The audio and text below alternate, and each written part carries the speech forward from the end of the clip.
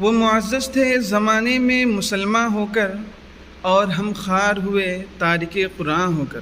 السلام علیکم ورحمۃ اللہ وبرکاتہ۔ معزز ناظرین کرام، امید ہے آپ بخیر و عافیت ہوں گے۔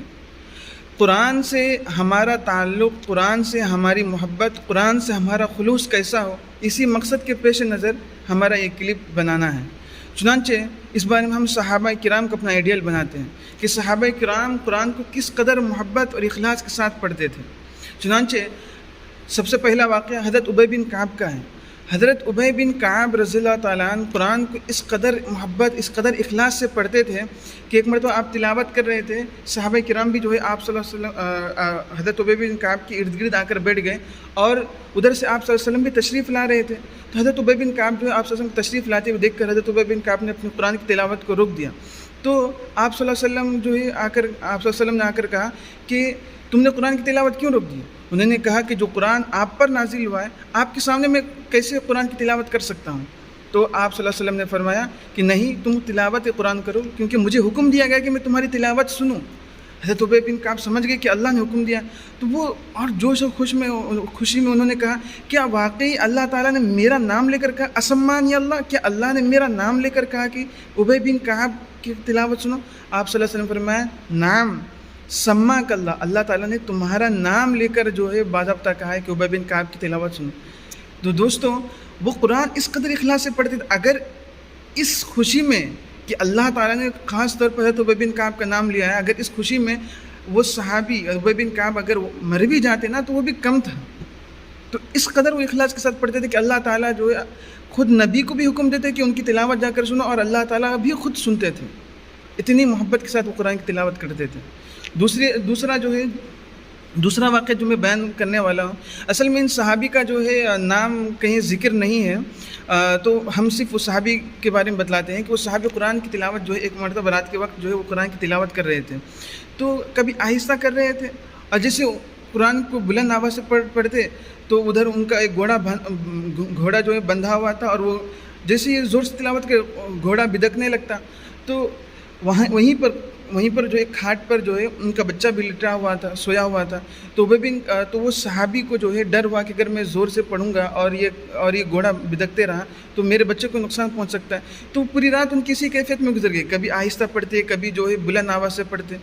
تو انہوں نے جب صبح کا وقت ہوا، پوری رات انہوں نے قرآن کی تلاوت کی، تو انہوں نے دیکھا کہ ان کے سر کے اوپر سے جو ہے کچھ نور جیسے، کچھ روشنی جیسے کچھ چیزیں جو ہے اڑ کر جو آسمان کی طرف جا رہی ہیں۔ یہ واقعہ انہوں نے جا کر آپ صلی اللہ علیہ وسلم سے کہا، تو آپ صلی اللہ علیہ وسلم نے کہا کہ اگر تم قرآن کی تلاوت نہیں روکتے اور تم قرآن کی تلاوت مستقل کرتے رہتے، دن کے ٹائم بھی کرتے رہتے، تو آج پورے مدینے کے جو ہے لوگ جو ہے فرشتوں کو اپنی آنکھوں سے دیکھ لیتے، کیونکہ وہ جو تھے وہ فرشتے تھے، وہ جو آپ کی قرآن تلاوت سننے کے لیے آ رہے تھے۔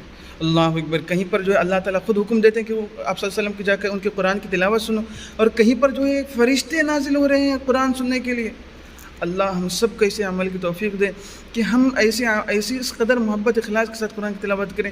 پہلی بات تو یہ کہ ہم قرآن کی تلاوت ہی نہیں کرتے، اور دوسری بات یہ ہے قرآن کی تلاوت کرتے ہیں تو اس قدر ہماری محبت اخلاص نہیں ہوتی۔ اللہ ہم سب کو عمل کی توفیق دے۔ اچھا، ہماری ماں بہن یہ سوچ رہی ہوں گی کہ کسی صحابیہ کے بارے میں بتائیں کہ وہ بھی کس قدر قرآن سے، تو لیجیے حضرت فاطمہ کے بارے میں ایک چھوٹی مختصر سی بات ہے۔ حضرت فاطمہ جو ہے سردیوں کی لمبی لمبی راتیں ہوتی ہیں، آپ جانتے ہیں، تو سردیوں کی لمبی راتوں میں حضرت فاطمہ رضی اللہ عنہ جو ہے 2 رکعت نفل نماز کی نیت سے جو ہے قرآن کی تلاوت کرنا شروع کی۔ وہ پوری رات قرآن کی تلاوت کرتی رہی، ایک ایک آیت کو ٹھہر کر بڑے مزے لے کر پڑھ رہی تھی۔ صبح ہو گئی تو حضرت فاطمہ جو ہے وہ سردیوں کی لمبی لمبی راتوں میں اس قدر منہمک ہو گئی تھی کہ 2 رکعت میں ہی ان کی پوری رات نکل گئی۔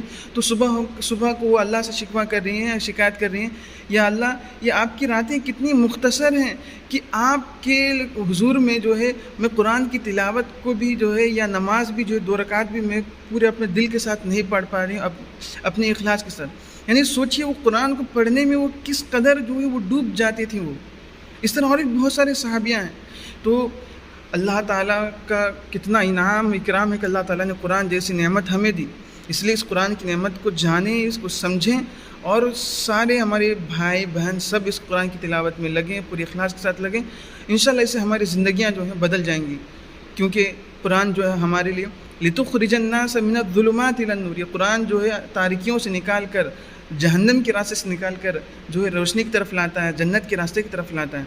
اس طرح کی اور بھی باتیں ہمارے ساتھ سننے کے لیے، جاننے کے لیے ہمارے چینل کو سبسکرائب کریں، ہمارے ساتھ جڑے رہیں۔ والسلام علیکم ورحمۃ اللہ وبرکاتہ۔